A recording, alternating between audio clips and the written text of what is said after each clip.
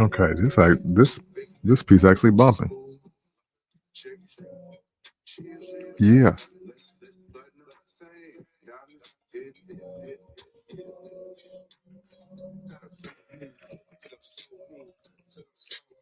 Just in case y'all couldn't hear it, that's Larry June Cardo and E40. Cardo got wings. Made in the 1980s. Welcome back. And we are here. It's time to talk a little music, a lot of music. That's not even talk about a lot. It's not a lot that's noteworthy that's coming out right now. But I do want to just keep it somewhat consistent. You know, a year ago, a little over a year ago now, we were talking about Drake, Kendrick, everything. So by July of last year, all the records were out, right? Um, the Future Like That joint was out.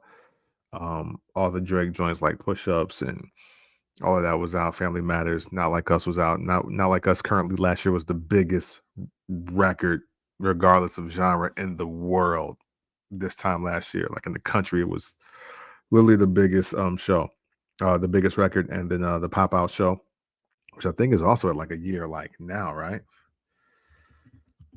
Let me look that up real quick. Oh yeah, June 19th. Yeah, it was on Juneteenth. That's right. It was on Juneteenth last year, the Pop Out show. So all of that is over a year old, but um, it's not over. It's definitely not over. And let's talk about why it's not over. But first, if you see the title of this, that's where we're gonna start. It's gonna start with Keep Ye and Kanye West away from King Combs. Man, normally this is new music Tuesday, the Tuesday music review, all of the above. And sorry for getting off of that a little bit, but it's kind of a revamping it with the purpose of content. And we're going to talk about this EP, as we all know, and I talked about it last week. Diddy officially, um, verdict is in, only found guilty of prostitution charges. Nothing else stuck. As soon as that verdict was in and out, Ye, Kanye West, and King Combs. And I'm saying all three because that's literally how it's listed on title. I listen to music on title. The music sounds better on title. So I seen that, and it was called Never Stop. I'm like, okay. So one, I'm thinking it's just like a Lucy. I'm thinking it's just a song. Do I think it's the smartest thing to do? No. I don't think it's a smart thing to do at all. I think with the mixed verdict like that, and with the people really not necessarily, uh at least the majority of them, in that regard, they're not really seeing Diddy in the greatest light. I don't think this is the time to one be putting out music.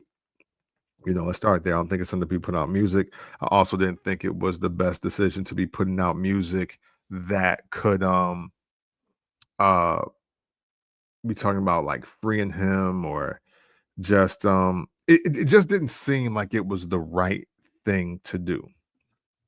And boy, as I open up that Never Stop, and it ends up not being one track but seven, so which means it was a whole EP. And then I'm like, oh god, here we go. Because Kanye and Ye, whichever one, because again, they're both listed on this project. They're now in the studio, both showing up in the studio, and now we are in this situation where we have this EP out, with Christian Combs, aka King Combs, being the star. For those that may not know, King Combs is Diddy's son. He is the oldest son of Kim Porter. Rest in peace to her. She was the mother of both Christian and the twin girls. So there is so that is the connection, obviously, as far as high profile celebrities that did not take the stand.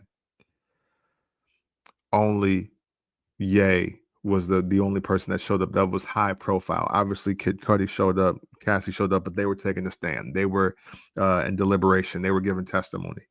Kanye showed up to just show up. I don't know if I shared this. I don't know if I shared this on the platform at all, right? But as I listened to this case, and they obviously saying that they had footage of the freak offs and what have you. And if you remember during Life of Pablo, that whole period of time where Kanye is talking about his cousin, this laptop, and how he had to pay to get the laptop from him, bruh, I absolutely think it was mad freak offs with Diddy and Ye on that laptop that he just had to get a hold of. It's just how I feel. Obviously, I know nothing, and I don't even want to act like I know something. But for him to have that many songs with that being mentioned in it, and then and that was also the era where Kanye was letting us know, like, yo, I'm deep in my freak man bag. You know what I'm saying? Like, uh, oh, you thought the red carpet thing, oh, that's nothing. Just wait till I tell you what I'm into. And it's like, whoa. And now here we are, 2025. Super crazy, right? Pure madness. But let's talk about this project though. Never Stop. King Combs. 7 tracks, 16 minutes, 13 seconds. I know the popular thing to do is just say something is classic or trash. And if we don't like something, we like to say that it's mid. And this ain't classic. And it's not mid either, but it's definitely a severe pack. It's that's what you got. Could have kept that. So let's keep it a thou wow, right? 7-song album, 7-song EPs, and Kanye West. They're not really the greatest. They're not really the greatest. Pusha T's Daytona was the only one that's really worth playing still to this day. The Nasir EP. Now look, I didn't like all of it. A lot of non-Nas fans or casual Nas fans was really trying to hype it up to me. I like Simple Things and Bonjour. Those joints are fire. And I think White Label too. You know, I'm always gonna like to hear Nas rap. So that's one piece of it. But was it a great project? No, it wasn't a great project, even for 7 songs. The Tiana Taylor, which I didn't think was bad, but she was so upset about it that I just, well, damn, maybe I just shouldn't like it. But again, it's a few joints on there. I'm not into Kid Cudi, so Kids See Ghost and Ye. That, ugh. Throw that over your shoulder, bro. I didn't want any of that. And unfortunately, this King Combs project is right in the same vein. Unfortunately, there is just a lot of Kanye trying to recapture some magic, but then trying to give us new energy. And it's all just a clusterfuck. I'm sorry. I just gotta say it. Sorry. Excuse my language. But the first thing I took away from this, like off the first listen and a half, right? First listen and a half. And I was like, I feel like Kanye wrote most of this for Christian. No matter of fact, no. I feel like Ye wrote most of this for him and Diddy. But Christian was the safe option to deliver these kind of raps. Because we know, obviously, there's been not so urban legend, right? There's been so much talk about all of the classic studio sessions that have taken place under both Diddy's watch and Kanye's watch. You know, even though maybe the Diddy sessions lead to, your No Way Out and P Diddy and the Family and the Forever album, Last Train to Paris, and things like that, and then and of course the Love records, and the Love album. So that there has been there's always been talk about those. But then, you know, last decade, especially when we're talking about My Beautiful Dark Twisted Fantasy and some of those other projects, even Graduation and 808s and Heartbreak, there was later in life, we hear the stories of how Wild Big Sean was in those studio sessions, even though we hadn't heard of him for years later, and Kid Cudi and Travis Scott and um, Push and Drake and so many other people. Hit Boy is in there, you know what I'm saying, as an understudy at that time. We talk about so many of those things and so many of those different sounds, and how really those studio sessions ended up shaping the entire decade that was the 2010s. You know, obviously there were more successful people in the blog era outside of those artists. Man, you can't deny that,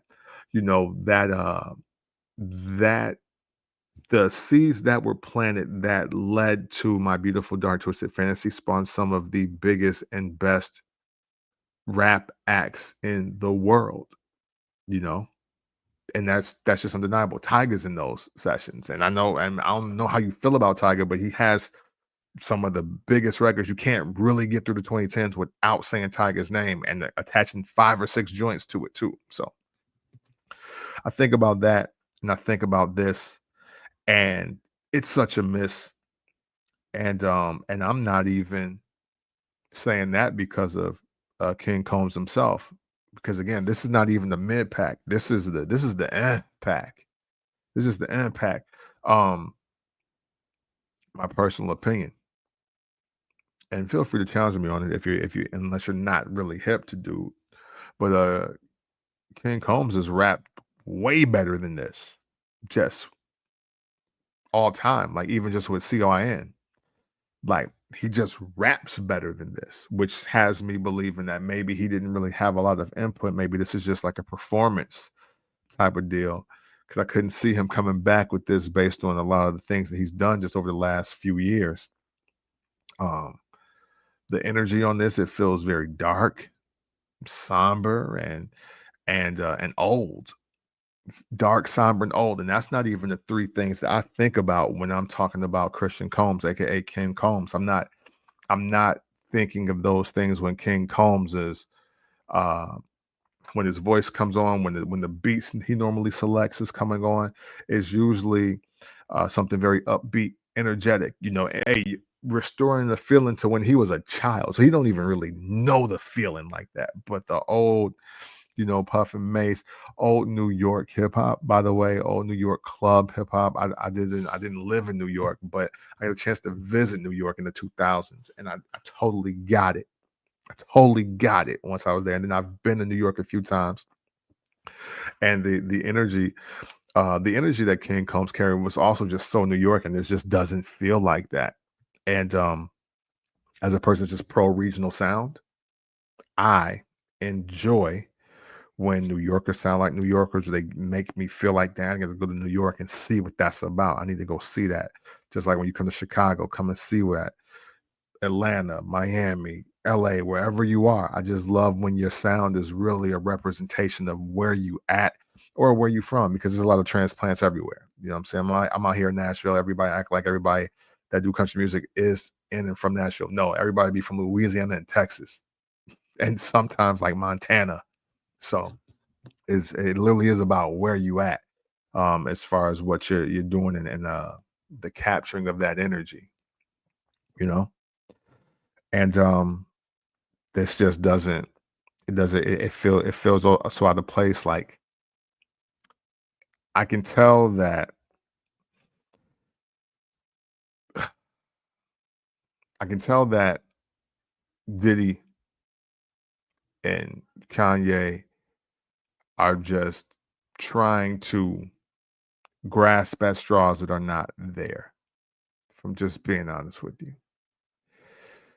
And because if nothing else, the music, right? That's what's supposed to be the thing. With nothing else, you love them because of the music, but we're not even getting good music at this point. All puns intended, because we're not getting great music, phenomenal music either. It's been a while since we've gotten some genuinely great music from Kanye. And unfortunately, this falls under that same just umbrella, you know. Um, the best joint on there, seven joints on here, right? People Like Me is probably the best joint, and it's decent at best. I would have, you know, if Kanye and King Combs are gonna do a track, I'd rather them pull maybe more Watch the Throne energy. I'd rather them pull more Puff and Mace energy. This this feels like Kanye and Drake in the studio arguing, or knowing that this ain't it. You know what I'm saying? Let me see what my guy said here, man. Clyde checked in. I appreciate you, brother, for checking in. He said, Ye ruined his career and image. Too much distraction overshadows his talent. I'm not, I can't, I gotta respect that take. I can't be mad at that take. And as I get here deep into my notes, you'll see why. Um, so Never Stop the EP, right? People Like Me, decent at best, right? But Repeat Me and The List. I got a few things that I don't like about this, but I want to start here. Repeat Me and The List sound like Kanye said to Christian in the studio, hey, look, I can't rap about women no more because they probably just may not believe me, you know, because I did the whole cousin thing. I got penis in my mouth since I was a teenager. Like all of that. They're not messing with me anymore. They probably won't even respect what's coming out of my mouth right here. Pause. But say this for me. Do this rap. I thought of this rap when you were on the way to the studio. And I want you to see if you can do this one. And, you know, much like a lot of rap that is supposedly geared towards women now, or maybe the sexual nature content, maybe I'll say it like that. A lot of the music, a lot of the younger artists in just today's era, they're not making music that sounds like they really like women. And I mean that in several different ways. This is way more than, oh, I just want to have sex with girls. No, it's different. It's just like you don't interact with them, like you don't know them, like you there's awkward tension and energy once estrogen enters your room. And look, be into whatever you want to be into. I'm not saying anything about that. I'm not saying about your lifestyle choices. I'm specifically talking about that. If you are going to make music that maybe is appealing to women, or if you were trying to show your affinity and affection and your even your lust for women, these joints ain't it. These not it. Like it sounds vulgar, sounds gross. It's just very low brow. Like and granted, I mean music has been there for a minute, so I'm not gonna act they're they're planting the flag and this is brand new. Music has been out of control for a while now, with nothing to do with the unfortunate incident with the shooting and all of that. I never really dug Tory Lane's music as an R&B act because he sung like he didn't really like women. Like I don't, so and he didn't have he's not the most amazing vocalist. So it was never on my mind like, yo, dude, so cold. This is like, no, I'm just like, man, this sounds mad angry. Like this sounds like, yo, remember when you wouldn't give me no nanny? Well, well, have you been? You know what I'm saying? Like it felt like that to me. So I'm not I'm not necessarily on the vibe of a lot of this energy that's out when it comes to making songs for the ladies. That's why they're doing the things that they're doing to the music. That's why people aren't dancing and retaining lyrics anymore. A lot of this stuff is just, again, it's just the ultra mid pack, you know what I mean? And there is really nothing else you can do or say about it. But yeah, repeat me in the list. Yo, man, that sound like Kanye trying to do his best. Yo, let me talk about my penis music. And it's just like, nah, son, like, just relax. It's cool. You don't have to do this. And we don't have to listen. You know, production wise, a lot of this, matter of fact, virtually all of this sounds like old Drake and 40 OVO sound, like that. Take care to, let's say nothing was the same. A lot of those beats, like some of, like, maybe the B sides and those transition beats, a lot of it sounds like that. And that that had me thinking, man, how is Kanye stealing sounds, or was he giving out sounds, or is he just doing his version of these sounds? Because on one hand, Kanye gets through the door first, and at one point he was the trendsetter. The soul sample was back and better than ever once he got a hold of him in the early 2000s, right? Excuse me. But then we go to the 2010s, and there is a Drake, there's a Travis Scott, there's a Young Chop, there's a 40, there is, again, there's a Hit Boy, there's still Dr. Dre around, there's still Diddy around, and it does kind of feel like maybe, oh, there's a Quavo around, right? Migos. And it really does feel like, man, there's there's being inspired, and then there's just flat out biting, you know. there's there's both of those. There's being inspired and they're biting. And then all of this, it sounds like he biting. And maybe, just maybe, some throwaway beats were in there. And that's not to take away from Kanye West as a producer, because I do still, overall, just the overall body of work. And I'm talking about from what, 97, 98 to 2025, beat for beat, I don't think there is a producer that's touching Kanye West in just the beat verses, right? We can talk about albums because they get shaky after Yeezus for me. Because, like, even Chance, like, even like Life of Pablo, people wanted Life of Pablo to be so great and stupendous, but at the end of the day, it was Kanye trying to refuse being old Kanye while taking the Chance the Rapper sound, which was inspired by old Kanye. It's just like, bro, just do your shit. Like, just do your thing, because that's what we here for. We bought in 3 albums in a row. We bought in. Why are you trying to deviate this much? So, um, yeah, I don't know.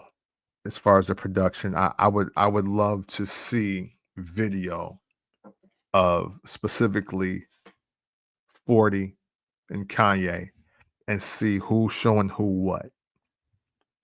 Because a lot of these tracks, again, it's that old OVO sound. And King Combs is not the type of artist that needs to be on the OVO sound. Um, I'm gonna just say the song for his mom, Kim, we're not gonna touch that because that's his mom. Um, and Yeah, I don't want to talk about how somebody is potentially grieving. I don't want to talk about how somebody is probably expressing themselves through art. That's the only song I'm keeping my hands off of, because hey, I am very fortunate and very blessed to say I have not lost my mom, and I do not have to write a song about it. So, but I do think that there is a way to make the best possible product if that's what it's supposed to be. And I would have appreciated something just that maybe spoke from the heart a little more on both ends, from the production wise, from the length of the track, all of that. I think, some things that we just not gonna sum up in 2.5 minutes or less. We're just not gonna do that. And I think when we're talking about songs about, um, whether it's falling parents or siblings or best friends, favorite artists, whatever. I don't we gotta stop playing algorithm games. We gotta stop playing streaming games here, guys. And we gotta really start putting together some music that we sincerely mess with, that we want people to live with for a long time. You know what I'm saying? Um, so for me, man, look, never stop. Listen, this isn't growth as an artist, unfortunately. Um, for me, this is Ye rushing to be a part of a moment and making sure we remember. Right before this Diddy trial, what was the big news in rap music, sort of? The fact that Kanye West was walking around in a Black Klansman outfit and using the other F word, and was talking about how he was putting his mouth on his cousin penis. That's what the news was. He was so heavy in the cycle that he outside in Jewish neighborhoods with the swastika on his chest on the t-shirt, and he trying to rage bait and trying to and do all these things to the just the Jewish community, and getting other just wild. He's just trying to just get wild attention. But then did he have to go to trial? Dang, took his thunder. Now ain't nobody concerned about him. We let that die. We let that go off the rails. He tried to release the song about how he giving his cousin head. Still ain't heard the whole version. Don't care to hear it. That didn't work. Why? Because Cassie took the stand during the Diddy trial. So what did he do? Hey, I'm gonna just show up to the trial. How about that? I'm gonna show up to the trial, and then I'm gonna grab his son, pause, and then we're gonna put out this EP in case he's free. And I mean, even in that, he was trying to drop the new Sean John line with the Nazi t-shirts and the Sean John t-shirts together. And it's like, bro, what are you doing? You gotta relax. You can't just one. I mean, well, you can do whatever you want. It's just consequences from doing whatever you want. But you shouldn't even want to do this. Like, why do you want to do this? This looks crazy. So that for me, dog, is just again 2 out of 5. How about that? 2 out of 5. And it's only 7 songs, 16 minutes. Is it a complete waste of your life? No, but it ain't. It ain't hitting. It ain't hitting on nothing. Like, it's summertime, bro. It's July. And not that I was expecting party anthem of the year, because who gonna be partying to a Diddy record with just the reality that exists now? You know what I'm saying? Which is, again, this is why this is bad timing. It's the middle of July.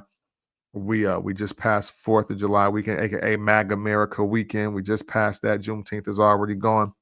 We're in Swiss smack that in the middle of summer, and they dropping out this somber, old, like, just words and sounds, but respect to Jill Scott. You dig what I'm saying? Like, that's all this is. And but I don't this ain't really the thing to be celebrating, like the Diddy Free record. You can't, it's not a bop. That's for one thing. But then two, it's like, who's gonna acknowledge this publicly and celebrate? Because yeah, he might have got off on racketeering. He might have got off on sex trafficking, and maybe rightfully so. And he's only charged for the prostitution, which, hey, that's rampant. A lot of people purchase prostitutes. We just don't hear about it. But here's the other piece of it, though. Diddy is still gonna have to eventually walk the streets as being a drug addict, a woman abuser, a man that has been historically violent for decades. And now the entire industry is put on its ear, and the general public has this information. And even his defense team was like, look, we know he's a POS human being, but he didn't do any sex trafficking and racketeering. That's going to be a tough sell when music is coming back into play, because again, we're not even making the slaps no more. Like, it'd be different. And I know people may not want me to say this, but it would be different if this was 99 and he got Bad Boys for Life on the way. You know what I'm saying? Or, hey, it'd be different if this was 96 and Benjamin's is about to drop still. He don't got one of them in the tuck, and neither did Kanye. And that's why this music, I can see it coming and going.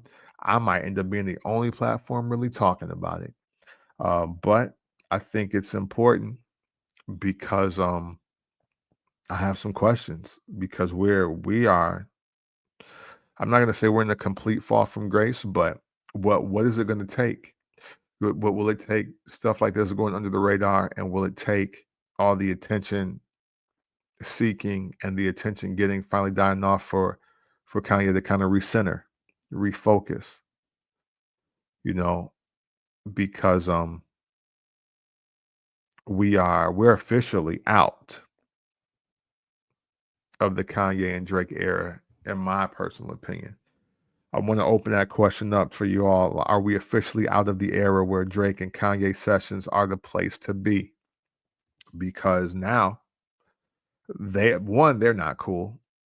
And then now there's no reason to repair the relationship, right? You have that aspect of it. But also, when you listen to these sounds, everything from both of them, for the most part, it's been sounding like throwaways. It's been sounding like old stuff. It's like, yo, we had this in the tuck in 2019, summer 19. We had these beats, we had this folder here, and we just gonna try to revamp and relive it. And it's like, nah, because y'all have moved on from these sounds to create either better sounds, or you went back to the sound before that, and we appreciate that more. So we're not trying to hear this, because I mean, hey, all things considered, with that era of time between with Scorpion, Life of Pablo, Yeezus, so like 2013 to 2015, that might have been the very last time that we got probably some dope studio sessions that led to something like spectacular, something really dope that we could really sink our teeth into and just like enjoy. It's been a while for that. You got to think that's 10 years now. It's 2025. It's 2025. And many of you think the last great Kanye album came out in 2011. So that means he done gave you a good solid, what, 14 years of medieval times. You know, some of you either love Drake or you don't. You like Drake or you don't. Um, for me, not that his albums have been great, but every Drake album for me, I get five to eight joints that I absolutely love or bang loud enough. But because he's tagged out, like on the 21 joint, like that's a dope album. Um, there's something can't wait to read this. There's something that just can't be denied about Drake using his stimulus package for good. You know what I'm saying? And he lent his sound out to a lot of other people.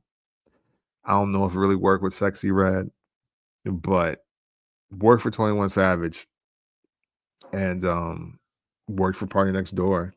I don't like him though, but you know, Drake has been able to stay afloat and at least give us one.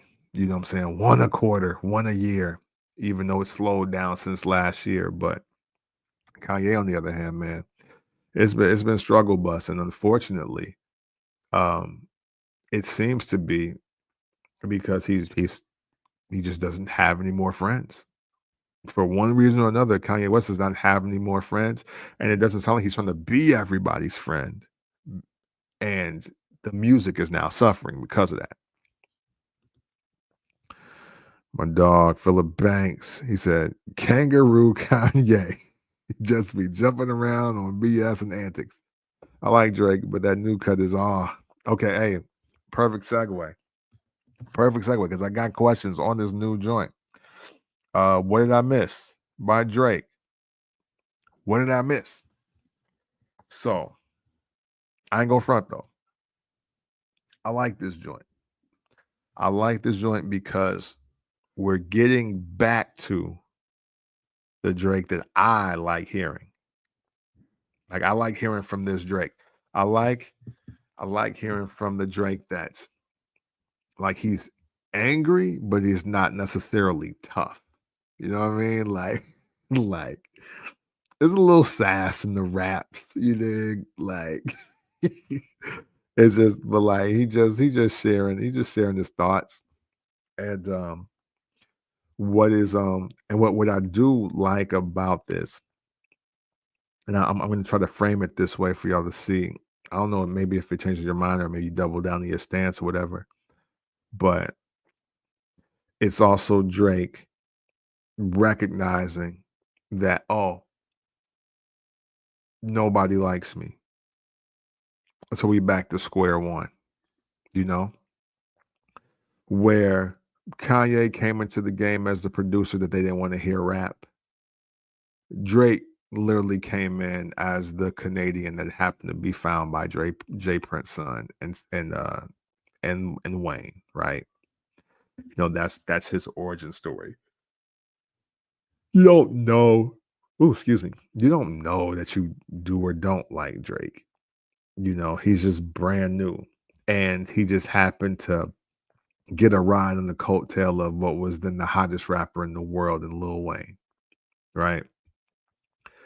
But he was he was in a spot where he was in the spot where you can either pass or fail and it's all good. Like for instance, Drake could have easily been gutter gutter and nobody would have cared. You know what I'm saying? He could have been Lil Twist. He could have been Jay Mills. He could, like, you know what I'm saying? Like Young Money didn't have to make it. Like, especially when they didn't even sign Lloyd. Like when Lloyd didn't sign the Cash Money deal, the Young Money deal, it was like, oh, that was the part everybody remembered from the song first anyway. Drake and Nicki were anomalies in a lot of respects. Never have we ever seen two artists come from another artist's label and reach their height with respectfully both of them becoming bigger than that artist. And Drake, by the time Drake versus Wayne, the tour came out, Drake was absolutely the bigger star than Wayne. Nicki, just being a woman in general, was a bigger star than Wayne. Off one album, one actually like the Pink Friday album, with super bass and all that on it, like, because she's just gonna get into different rooms that he just can't, just because she's Nicki Minaj. But you know, it started off with just those three, and now Drake seemingly has nobody because it don't look like him and Wayne are cool at all. If like he mentioned in song how him and Nicki really went messing with each other, even though she showed up on one song, so maybe they decent now. But you know, as far as Weekend, Rocky, Future, Kanye, Ross, like LeBron, like everybody out the way now. He seemingly has no allies, and he's starting to rap like it again. You know what I'm saying? I dare I say, I like friendless Drake.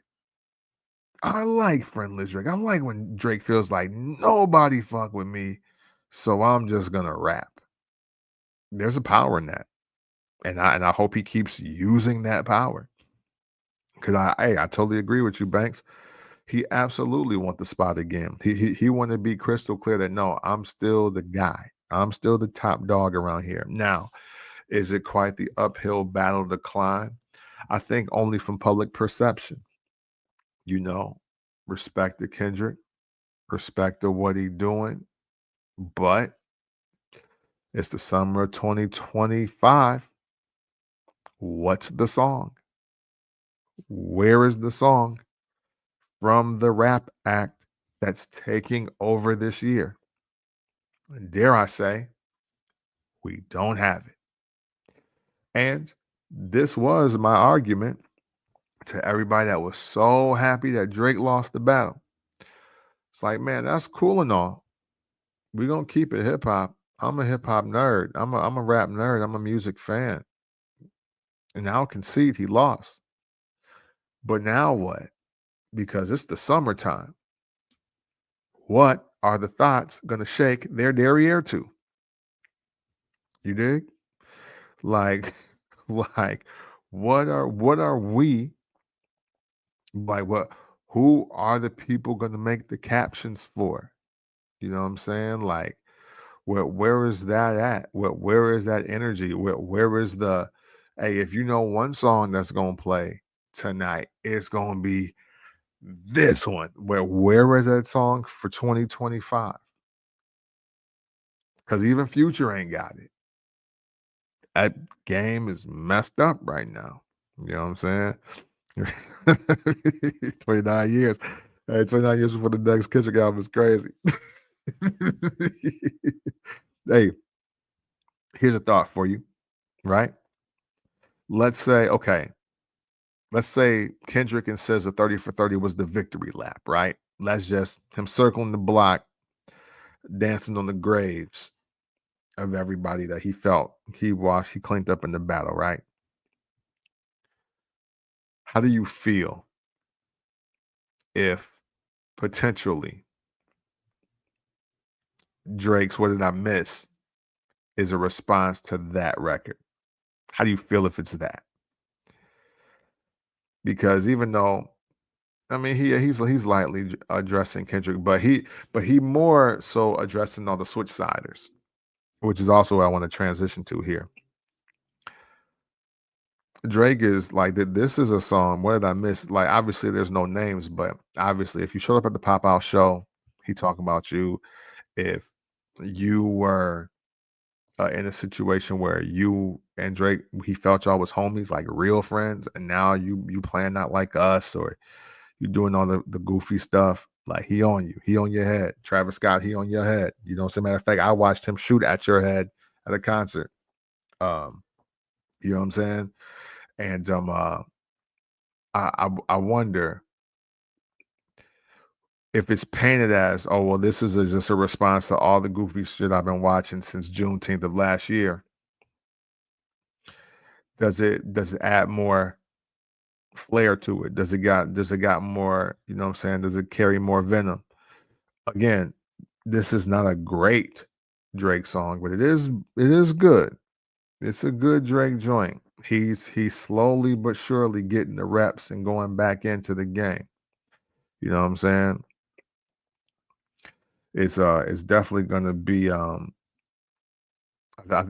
gonna be a minute, but I think either we're gonna go back to the basics because keeping it a bean, the old OVO sound is not a bad sound. Like the sounds that they were using, I'm gonna stick specifically to Take Care. Nothing Was the Same. If he stays in that pocket of sound, or even Views, I'm not mad if he stays within those three albums.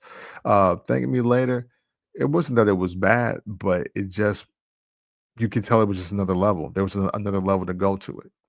And I think he found the level. Again, he was like he told somebody, he's like, you was down since headlines, and now you on stage with dude. Like that's crazy. And he right. and he right. You know what I'm saying? Like it's kind of wild. It's kind of wild that you would do that. You know what I mean? But hey, man, rap industry is no friends, right? Not gonna lie, Kendrick puts a lot of thought into his projects. But Drake put some thought into Iceman because it's a lot of hidden meanings in the video. True, true. I think people, because Drake performs so surface level for the women, that people think that he lacks depth. And it's like, I don't think he lacks depth. I just think he doesn't use it. But it like he's trying to get back into that bag a little bit. It's all right. I know my Jones. I know my man Jones. Jones is never gonna call a Drake joint fire. He's never gonna do it. I can't. It's like the life serial of Drake music listeners. That's my guy. Um, it's all right. Imagine if he would have waited to drop this. So you mean like fourth quarter, or and maybe this is happening instead of the Heart Part 6. I think is the right one. I want to make sure I understand you right, bro. And my man Doe said the Iceman character ain't it for me. I'll tell you what, listen, y'all raising some great points. And see, I think we're in the process of a rollout. You know what I'm saying? Like, you know how I don't want to just say a Marvel movie because I don't know what's Marvel or DC. I'm a wrestling fan. I don't really do the comics. But matter of fact, let's use wrestling terminology. That's easier for me. So I don't know if y'all know about 1996. 1996 was basically the birth of Stone Cold Steve Austin and Austin 316, right? However, people don't really remember this part because we just remember the promo and then we keep it moving. But if we went to the King of the Ring of 1996, and Steve Austin was not the favorite to win that. Matter of fact, the absolute favorites were going to be Jake the Snake Roberts because it was the redemption story of how he overcame addiction and ruined his career, and now he's back. And he believes in God, and he was on this Bible thump heavy, or even Triple H. But we know about the curtain call, so that is what it is. Steve Austin wins that crowd over because I think Savio Vega bust his lip and he had to go get stitches. Uh, while the King of the Ring tournament is going on, he had to go get stitches. And then he had, I think it was Michael Hayes, give him the promo that Jake Roberts was cutting so he could respond to it. So busted lip and all, he gets back to the arena, wins in the second round. So now, but he comes back though. He come back, and now people cheering for him. And it's like, whoa, hold on. Fourth rope. We breaking kayfabe here. This ain't supposed to go like this. Why are they cheering for the heel that we just changed his name from the Ringmaster and got rid of Ted DiBiase and the $1 Million Belt? Why are they responding to this? So then Steve Austin beats Jake Roberts, cuts the promo of a lifetime. Now Stone Cold Steve Austin is a household name. We could very well be looking at the Iceman character in round one versus Savio Vega. Like it could materialize into something much greater than this. My shoulder is killing me. It could be morphing into something way greater than what we see right now. And so I'm gonna let them cook. I'm gonna let's see what happens. I think real pivots take time. Not many people will stop on a dime and change the world. There's been very few artists, if if any, that could really do it or that have done it. I'm open to hear suggestions. Because even Kanye, the transition from college dropout to 808s, it's subtle, but it's you know what I'm saying. It's not as abrupt though. It's definitely not as abrupt. Let me see if we got this after the Heart Park 6. If he just went radio silent, people would have been clamoring for him like Sting.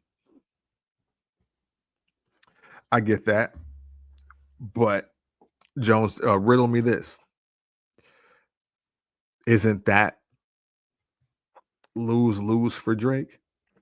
The person that has been on radio every single year, every single summer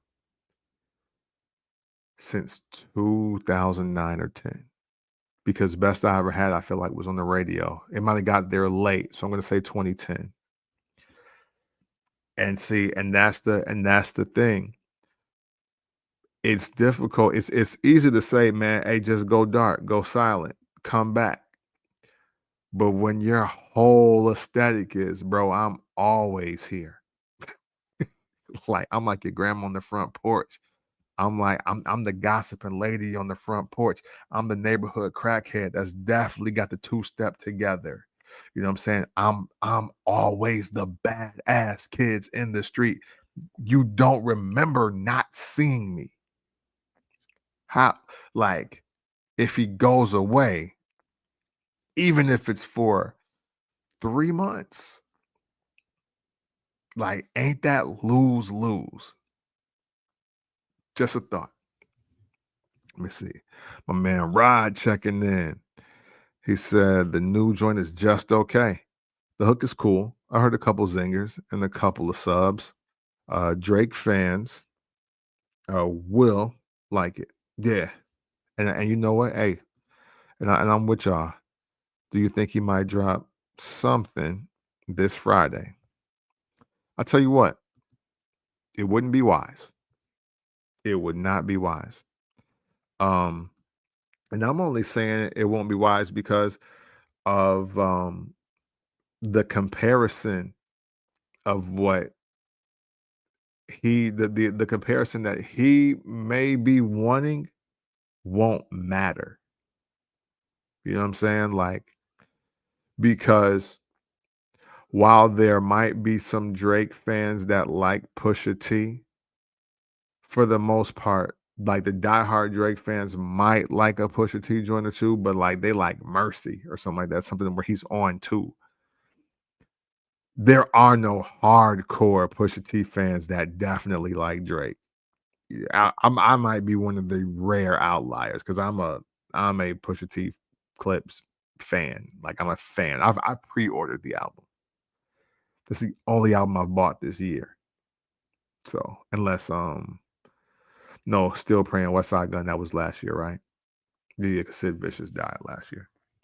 But that's the only album I've purchased this entire year. So and I want the vinyl. I want that vinyl now. I see that they got it out. So for me, I wouldn't risk it. I wouldn't risk it unless he had a headlines, unless he had a HYFR. If he had, even if, hey, look, he need to dominate a pop chart or something. He need another Hotline Bling or something. If you're gonna drop on the same day, he's gonna be like, yeah, hey, look, that rap shit you did was cool, but I just dropped the song of the summer and later for that trumpet stuff you talking about. You know what I mean? Let me see. My man said if Drake drops the same album as the last three, Scorpion, Creepy Little Bastard, no, I'm sorry, Certified Lover Boy, and Fat D, it's not gonna be good. You can see it coming from the raps. No self-awareness. No, you know what? But listen, where we part ways on that Scorpion, I happen to think Disco on the Scorpion was kind of hard. I'm not gonna front on the Disco on the Scorpion. Um, I wasn't the greatest fan of the second half, even though After Dark is on there with Ty Dolla $ign and I think Static Major is like the producer of that, I believe. Even though rest in peace to him. But I think the rapping on Disc One, it was fire. I'm not gonna front him on that one. So he can recapture that magic. But again, for me though, sweet spot for Drake, absolutely take care to views. That pocket of time, money. Money. My man Banks, I think he gonna come back. He's still selling out shows. Yep. I know MF paying to go to Paris just to see him. Yeah, hey. Listen. Hey, when you willing to leave the country for a concert and he been dropping mid packs, you already know the vibes. Like you know the vibes. You know what I'm saying? Clip's gonna go crazy. He better not drop the same day. The niggas with numbers in them 2 cuts. Yeah. Hey, listen. It's one, you can't have the fake abs. You can't have this song that's cool, that's good, but not great, and then think you're gonna just on drop on the Clips and Pharrell, and it's gonna work. Because the thing is, one thing Drake won't do is affect their sales. It's just like the KRS-One Nelly thing back in the day when when KRS-One said, "Give hip hop a lift and don't buy Nelly's album on June 25th." And it's just like, yeah, that's cool and all, bro. And I'm sure the 100,000 people that will buy your album won't buy his. But bruh, a million white kids just saw Tim McGraw on this album and they buying this. You know what I'm saying? Like, bro, come on, man. Hey, have you heard Dilemma? The people listening to Dilemma ain't buying your joint. Sorry. You know what I'm saying? Most likely the people that bought Dilemma didn't buy Rapture. So but the thing is, the internet fodder, like the hip hop media, if you will, like just the people that are savvy enough to know, they'll be like, bro, you drop that mid pack and try to step on the Clips. It's just gonna be bad. It's just gonna be bad for him. He's again another lose-lose situation because if he don't come out and go platinum in an hour, they'll be like, oh, you falling off. He's like, hey man, but you know what? That Clip's better than this Drake. And it's like, duh. Like it's never a win. You know what I'm saying? And yes, hey, Pharrell, and let's talk about Pharrell because Pharrell officially is making it clear who he like when he in the studio. Y'all heard the new Rick Ross joint? Y'all heard that new Rick Ross? That For the Money. It's in my notes. I gotta hear my notes. That Rick Ross For the Money produced by Pharrell is medieval times, bro. Yikes. Like that, hearing that song, it made me think of this question, and I want y'all opinions. So please answer this. Please answer this. A year later, everything is gone. The dust is settled. We got a clear and dominant victor, all of that. What were the other big L's that were taken in the aftermath of Drake versus Kendrick? I can't lie to you. Rick Ross got to be up there because one, he got rid of all his diss tracks with a beat change, right? Then you're trying to come back. I'm going to give you your mastermind credit. Oh, I'm going to get here on the beat with Pharrell, because you don't mess with Pharrell either. I'm going to let you know I stand with the Clips. But then you drop this. This song ain't for the streets or for the clubs. It's for the recycle bin on your desktop. This ain't it. And unfortunately, Ross seems to be the one that's suffering the most musically. Now, listen, that's not saying that A$AP Rocky is necessarily killing the game, but hey, look, Rihanna keep having babies, and he just beat a case where he was gonna do like 20 years or something like that, and almost lost a brand deal. So he winning in court, he winning in life. He don't need to drop music. So A$AP Rocky is never really losing. Weeknd's last album seemed to kind of come and go. But you know what? As a non-Weeknd fan, I don't know if that's if he's really on the fall off or not. I don't know. I'm not necessarily a fan. Future. Future dropped so many projects that he need to chill. Like matter of fact, he dropped another one and it just came and went. He's dropping too much music again. Um I gotta get to y'all comments. I gotta be cracking up now. So yeah, but man, who took the biggest L's? I think Ross is up there. I think Ross is up there, man. Pure madness on the raps, bro. So should Drake strict let me talk. So should Drake strictly cater to the YTs and go full pop? I don't know. The YTs. Okay. Forget you Negroes. You know what? He's biracial, so it really wouldn't matter. But I tell you this though, he definitely doesn't need to make a great rap record. And I know that's what people that's what we saying, like us. That's what we saying. That ain't real though. You don't need a great rap record if you're the guy that has Hold On, We're Going Home and One Dance and Controller. Like you don't need to do that. Shoot, even for Best I Ever Had, you just don't. And Find Your Love. There's so many, dog. When you really think about a lot of the actual great Drake records, you can't say the top 5 of them are rap records. You can't. So no, he doesn't need to do anything for rap, to be honest. And that is the interesting conundrum. So if nothing else, we do all got to concede that at least Drake do really love rap music because he don't need this shit. He don't need to take any of this. He can go and book a session with Chapel Roan and be done with us. He could get in the studio with Ed Sheeran and this would be a wrap.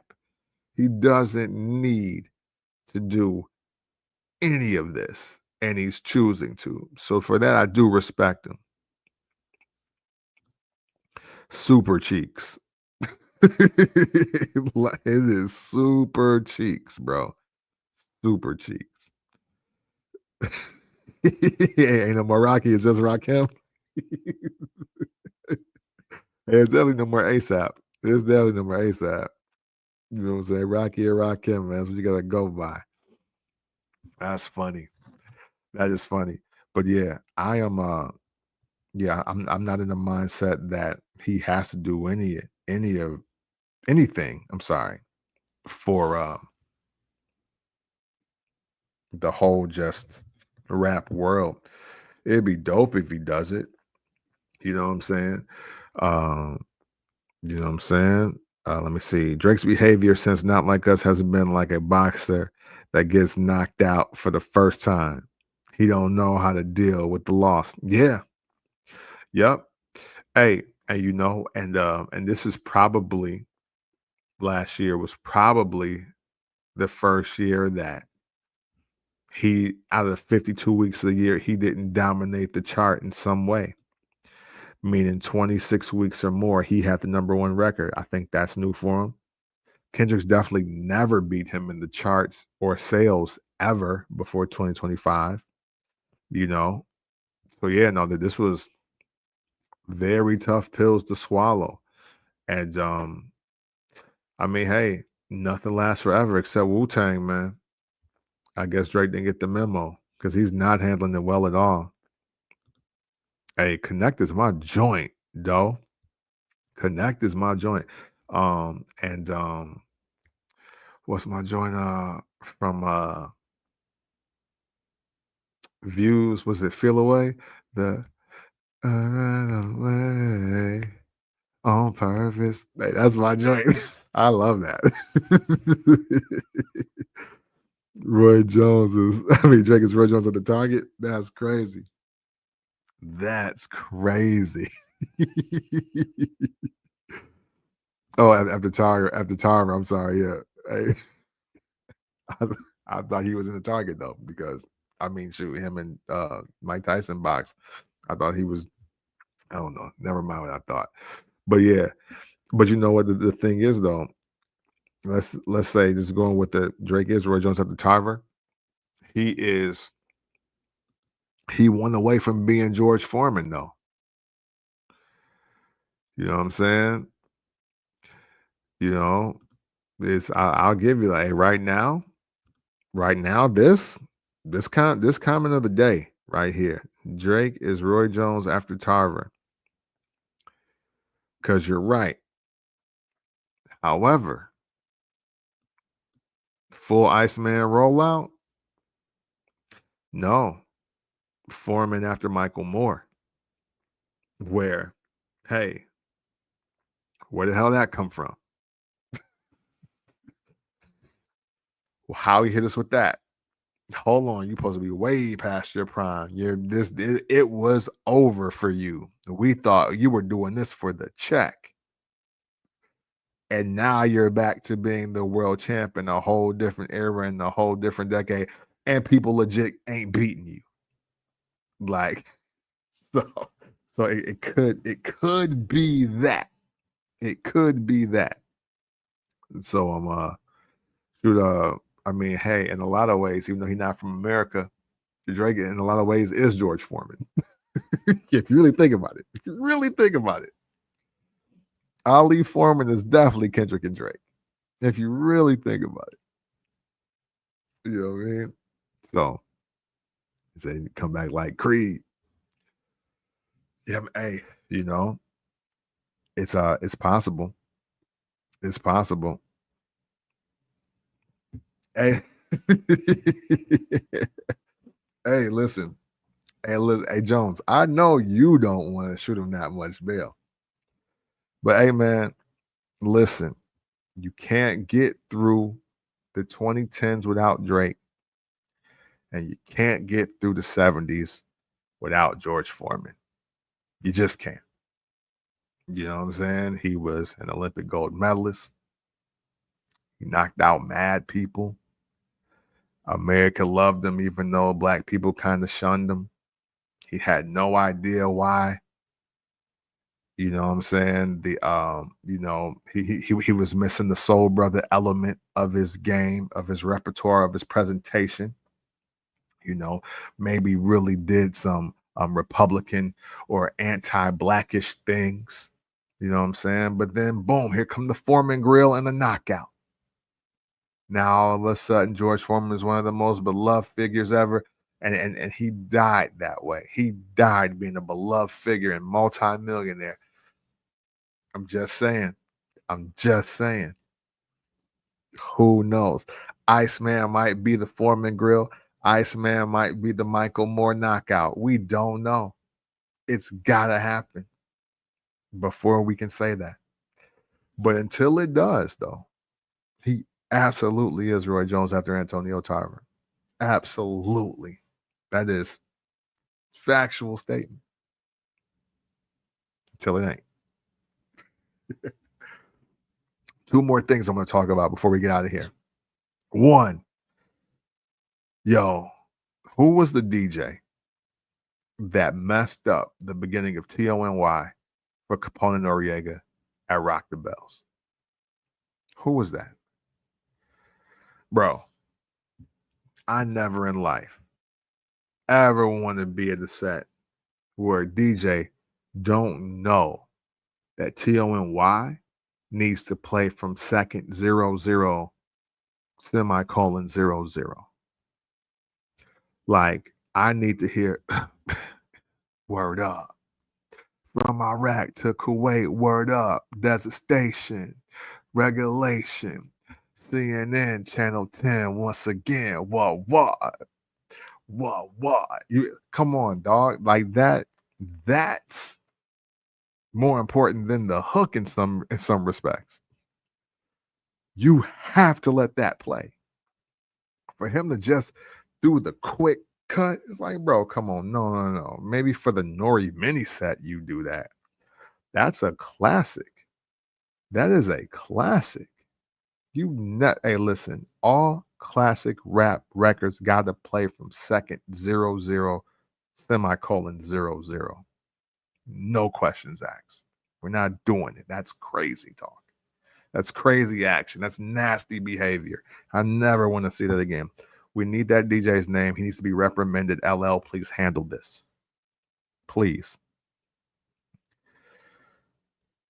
Doling towards Michael Moore. Hey, it could happen. It could be. He could be. It could go either way. Oh man. Hey yo, final thought though. Check this out. Let me know what y'all think about this. I might end up doing a full episode on this, maybe. We get some more detail, we get some more layers. Music is in a bad space because artists aren't going outside to live life. Instead, they're using technology to sit inside to use their intrusive thoughts. Let me know what you think about that. Because ironically, I thought about that when some other new music was playing. We won't talk about it. But even the King Combs joint, it's just like, are these fools even outside? Are they touching grass? Are they feeling the breeze? Are they seeing what people are wearing today and their lifestyle and activity? Man, music is so important because music is supposed to capture where you are in the day, in the now. And you know what? I'm just gonna be critical. Rap music ain't doing that no more.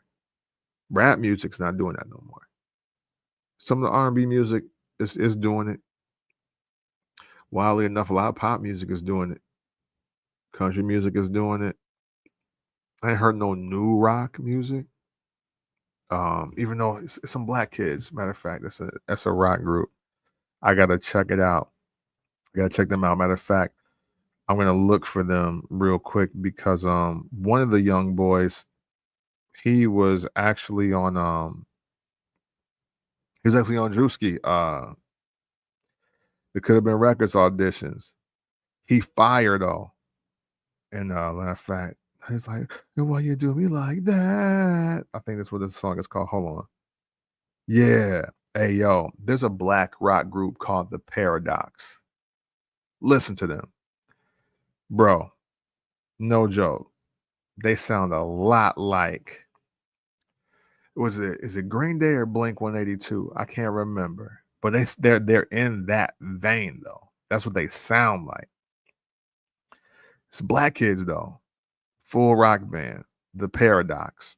I mess with them though. I've been I heard a couple of their joints, and I need to get more hip. I got to get more in tune because they doing it. And okay, see Jones, you're already hip. That's what I'm talking about. Yeah, you're already hip.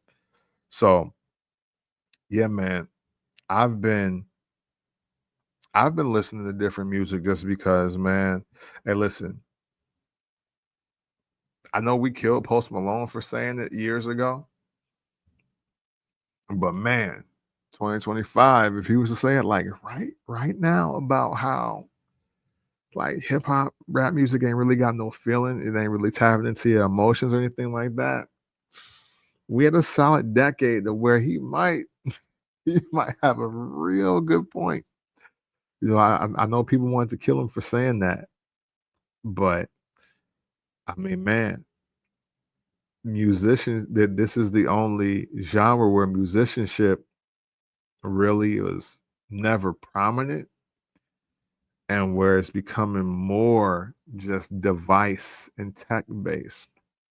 So I think I put on Threads or X or somewhere earlier. I was like, yo, we need as many rappers between 30 and 55 as we can because I can't relate to anything these young people are talking about.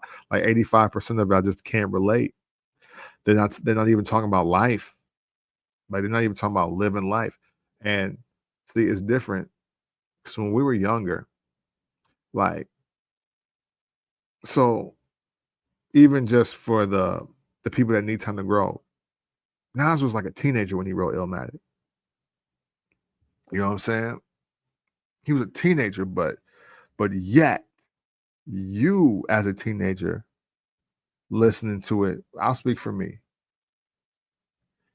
Early at 13, I didn't get it. At 18, it started making a little more sense. By 23, I was like, oh, no, this is amazing. And we're not getting that kind of music. Hey, I feel you, Jones. All I'm saying is, though, 2025, the point he was making hits a little harder. You know what I'm saying? Yes. Okay. Right. However, who's making the music that you can live by? And I like Doechii. I think Doechii's one that had one of the better albums of last year. However, can you live to the music they're talking about? That's what do you feel when it comes on? Which this now we're beyond skill. We're beyond skill because Scarface may not make a lot of people's top 10s as far as fans go, but there was definitely some music that he put out that people swear by. Like, oh wait, no, but this joint right here, like I connect with this on a different level. This is a sign of the times. This makes me think of my uncle. This makes me think of this or that. Again, there's no shortage of actual talent in rap music. There is no shortage of talent. There is no shortage of lyricism. However, though, there has to be some connection with audience. Let me see. That's what you're talking about. Young people, old heifers. Yeah, yeah. Listen, yeah, no. We should never be going out and just doing what rappers say. You know what I'm saying? We shouldn't. Even though I know we all have at one point in time. We shouldn't be doing that. But I'm talking about some man. This is food for thought. I have officially. I've been enlightened. I've been inspired. I'm excited. Like this album is getting me through. Like for instance, even though it sounded wild at the time, but I remember when Beanie Siegel said, "Man, you know how I got through jail? Listening to Thug Motivation 101 by Young Jeezy." And I was just like, that's interesting. That's like, you sure you didn't want to put no Kirk Franklin? I mean, you in jail, you in prison, you know? But what I took from that though is just that look how inspired he was to again get it. Let's get it. Thug Motivation 101. And you know, albums, artists, people are just not carrying that energy. Like the albums don't mean nothing no more. Like it meant something for a TM 101 or The Truth or King, Paper Trail, The Blueprint, uh Illmatic, Life is Good. Dude, there's so many more. Hey, I mean, look, even word of mouth. You know what I mean? Like albums, you can tell people like had an album title and then they wrote for the album. College Dropout, Late Registration, Graduation, My Beautiful Dark Twisted Fantasy. Hey, Take Care. You know what I'm saying? Nothing was the same. Like what happened to people thinking the title of their album and then writing songs that made you just come back to that. I don't think we're getting a lot of that anymore, man. Like it's but then again, hey, listen, maybe if I was a younger young person that was a lady, maybe the Doechii album hits a little harder for me. Because I do think her content is great. I actually saved a lot of her album on my collection, my tracks collection. So she's dope. Again, hey, listen, I'm not saying we owe for a million, but man, I would love for albums to get back to being conceptual, inspirational, and all of that before we just out here just listening to, again, words and rhymes. I mean, words and sounds. You know, that's gonna do it for me, though, ladies and gents. Man, I appreciate y'all as always tuning in. Made in the 1980s. I might double back. Clips album is on the way. I already got my pre-order. I hope y'all have done the same. I'm not gonna do the first day, first listen unless it just totally calls for it. But you already know how we do it. Since this is officially a music podcast, man, you're gonna get more clip loaded, always ready to go. And I appreciate each and every one of you for tuning in. Thank you. Until next time, just know that always and consensually, it's love.